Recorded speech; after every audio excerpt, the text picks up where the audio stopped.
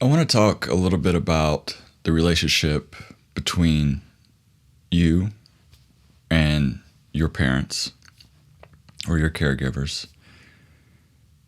and the relationship between you and your partner. Estrangement, the separation from your family, and that could be a complete cutoff, not having any contact or any, verbal communication with them whatsoever. It could also be that you remain in physical or, still have verbal communication with them and then have no emotional connection. And that's what I really want to kind of dive into. Growing up, most of the time, if not all the time, I experienced an environment where if I expressed my emotions, I was not met with anything that I was taken in someone receiving that, mirroring back to me that they heard me. They were with me in the situation. They understood that I was, really sad or depressed or, I was angry about something. And so being an adult and having parts of me that are stuck back in childhood still of never being met with any sort of emotional capacity, and how that reflects into relationships as an adult. So I'm curious, with your own journey, do you still have contact with your relatives and family members, with your parents? Are they able to emotionally connect with you, to really be there in the experiences when you share with them? Or do you find it more often than not, they speak about themselves, whether that be situational wise or, the emotions that they're feeling. And much of the time, your experience and how you're feeling is disregarded. I think it's kind of normal to have parts that want to attach still to relationships with parents, wanting this different outcome, wanting them to be there, thinking one day they will be there, or that you need this attachment, or you'll die because when you were a child, you really needed them, right? So it's pretty normal to have parts that still think that, to still have this really strong bond with them. And yet your needs aren't getting met within the relationship. So when you have a partner, or, either your partner does this or you're doing this, right? But you grow up in an environment like this of never having your needs being met emotionally, okay? Knowing that if you express them,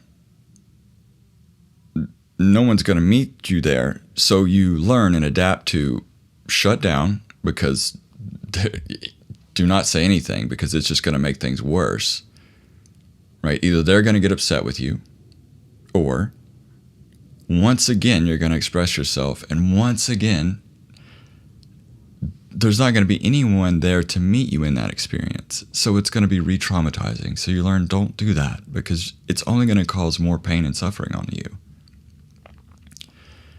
So as an adult, when you are in relationship, do you see this pattern still play out? When things come up within the relationship that you feel sad about, that hurt your feelings, or that anger you, are you able to express that to your partner? in a healthy way? Does your partner listen to you, hear you? Are they able to?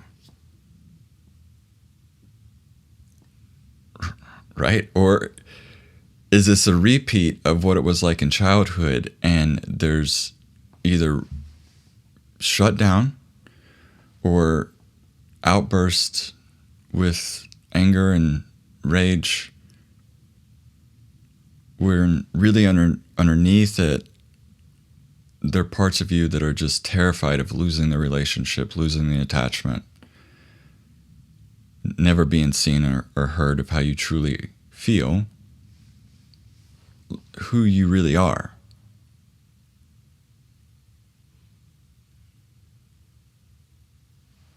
Are you starting to see how this dynamic can play out in your current relationship with your partner? But the reality of it is that it started a long time ago when you were just a child. When you can have some space from the current situation at hand and look back over time, over the bigger story, you can have a lot more compassion with yourself of knowing, okay, this was ingrained into me. Like my neural pathways form like this. I have parts that adapted to this. Wow, that's got to be really hard to still be doing that, as an adult. And all the pain, all the years you've been carrying this. Can you start to see parts in you that are very protective? Like an angry part that lashes out and gets really upset. Or a flight part that is like, run away, get out of here, cut it off.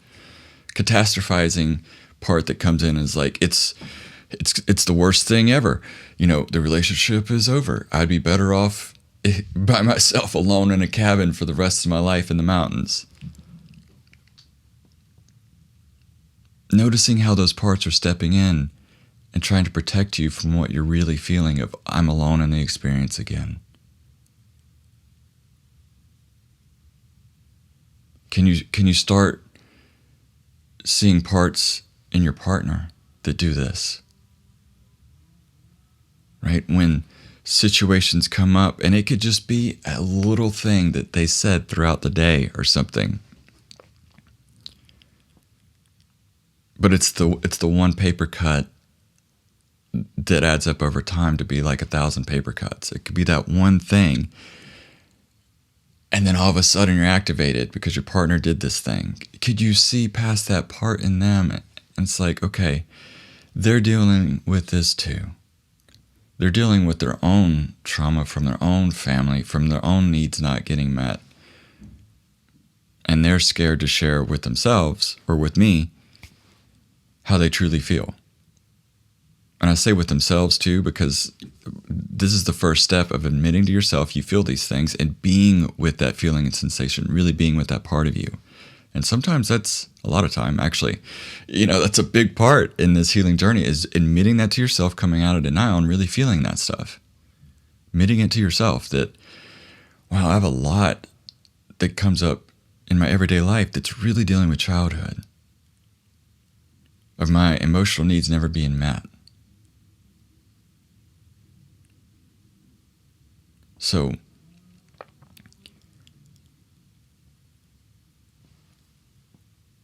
I understand, like with estrangement it's really difficult to cut off or be disconnected completely from people that you're really strongly attached to. But notice when you have conversations with them, are they actually hearing you and witnessing you and meeting your needs? Or are they consuming you and just sucking information out of you to meet their own needs? Speaking, either in a partnership with, your current situation or your parents here. And after noticing that, take it a step further and notice what it would be like if you took a break from that for a while to focus on you, and what it would be like if it wasn't re-traumatizing every time you wanted to express yourself. To start journaling more, making more voice memos, sitting with yourself more in the uncomfortable situations and the experiences of really feeling it, and then give yourself compassion and really hear yourself or parts of you, right? Really hear parts of you and what they're going through. Being the parent you never had. This self-leadership in action of loving yourself enough to be there for yourself, because so many times we're looking for this stuff externally and it's never gonna complete you. It's never gonna fill in this void. It's never gonna heal you. Yes, we totally need other people in our life. We also are never going to be filled, completed by some other person or some other external outside thing.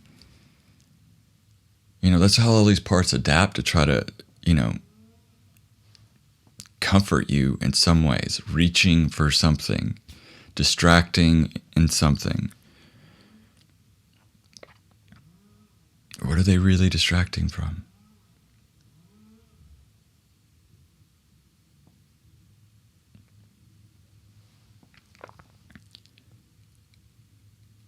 So with healing trauma, so much of all this is really titration and these little baby steps and doing things a little bit at a time. And putting it in practice, because every time you do it in practice a little bit, that is self-leadership and showing your parts, hey, he's got it under control. I don't have to step in and do my job so much, right? So very simple. When there are arguments and disagreements and a lot of emotional intensity that comes up in your intimate relationships or friendships, before actually going deeper into the conversation and saying the things, it's like, okay, I really want to say this. I really want to express myself. And I have parts of me that are terrified, because if I express myself and they don't see me and witness me and really hear me, then I'm abandoned again. Or they're going to get really upset with me and yell at me, and then I'm going to be abandoned again. Before actually stepping into it and verbally communicating with your partner about what's going on, sit down and journal it. Like, practice this out. Write it down, what you want to say, and then read over it and notice, what part is here? What part is here expressing this anger? What part is here is expressing, I just want to run away and hide in a cabin somewhere. I want, this relationship is too much for me. I basically just want to run and hide. What part is showing up that it is just ruminating on this and thinking everything that their partner is going to say in response, and coming up with some counter response from that before the conversation ever happens. Journaling. Then go read it over again and again and dissect it into the parts that are here, present with you during all this emotional intensity. And then sit with each individual part. Hear their story. Hey, part, how long ago, did this start occurring? Like, when you start to ruminate and you want to come up with a counter argument for everything my partner's saying, how long has this been happening? How old are you? Anything like that to kind of gauge an age or a time period, and just notice, what are the stories coming up in your mind when you ask this question, right? Are they stories of when you were really young and you were trying to express something to your parents and you never got met in that? Okay. Well, that gives you a lot of information that is extremely helpful. Because when you start sitting with this stuff with yourself and start unblending from these parts, because once you're giving them attention and you're doing things in action, self-leadership, there's this natural unblending process that starts happening. So you have some space from them. Once you start doing this enough, what that does is build up a lot of confidence and courage of you being calm and grounded and coming to your partner with that in this self-leadership way. And then you could be really curious to just notice what parts of them are activated during the conversation, right? You can't do anything to change the other individual.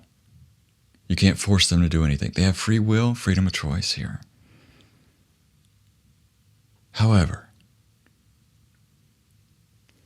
the more self-energy you bring into the conversations that are really difficult, the more their parts that are protecting them will start to relax. The more self-reflection they'll start happening, that will happen naturally within themselves, because they'll start recognizing in you of, wow, my partner's different. They're healing. They're coming to me in this sense of openness and compassion, and they're very calm, even though I know they're feeling a lot. And I have so much anxiety and all this anger and frustration, and maybe I should start working on some of this myself. Because if I don't, they're gonna leave me. They're gonna get way ahead of me in development, and we're not gonna be on this equality here. So maybe I need to do some work on myself. Like they'll start changing.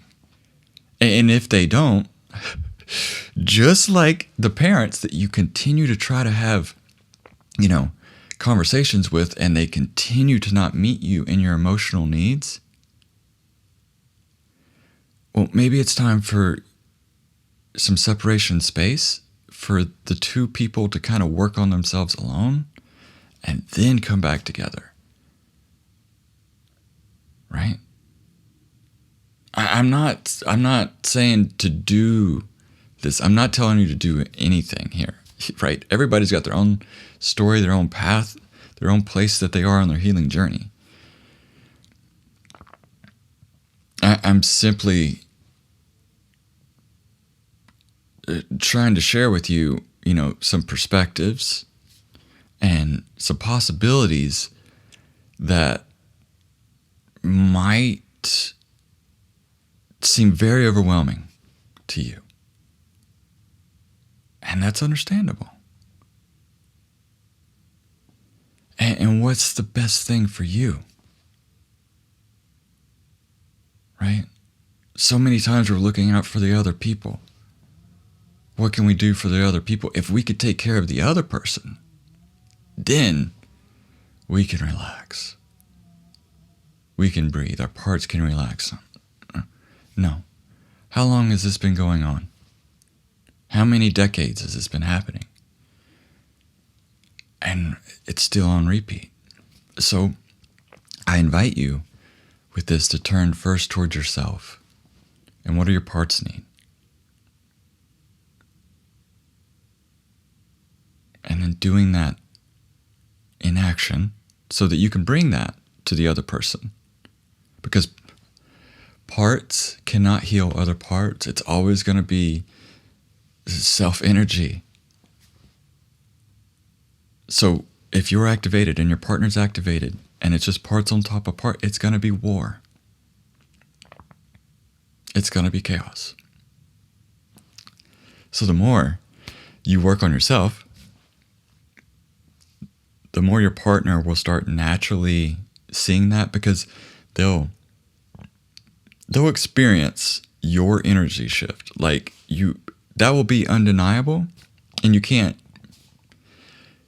fake that, right? There's no right equation of words to say. It's your energy that is being brought into the situation, and they can't deny that.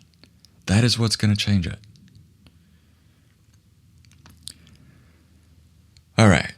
So with that, I know this is a heavy topic. I know that because it has deep roots, and a lot of people experience this. So you're not alone. If you're listening to this, you're like, oh man, I got work to do. A lot of people have work to do, right? You're not alone in this.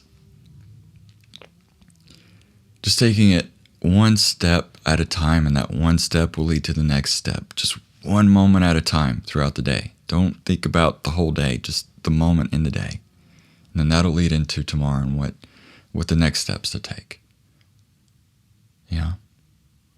Being really gracious and compassionate with yourself. So with that, thank you for spending time with me again. I really hope this helps some people on their journey of healing.